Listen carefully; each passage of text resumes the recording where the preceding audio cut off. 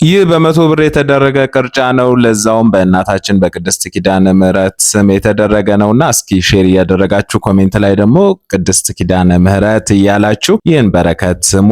ይህ እንግዲህ በሬ እየጣልን ነው። ሌሊት ላይ የተደረገ ቀረጻ ነው። ከዛ በኋላ ስጋው ተቀራጨ።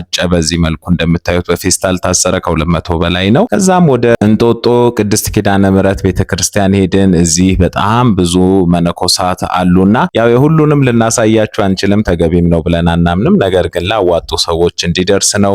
በ100 ብር በፌስቡክ እና በቲክቶክ በተደረገ መዋጮ ለፋሲካ ዕለት የተደረገ ስራ ነው። እንዲህ ለሁሉም በቻልነው መጠን አከፋፈልን። ከ150 በላይ መነኮሳት አሉ። ለነሱ አድርሰን ከጨረሰን በኋላ ደግሞ እዛው ጋር ያሉ ነዳያን መጡ። ለሁሉም በቻልነው መጠን አደረስን።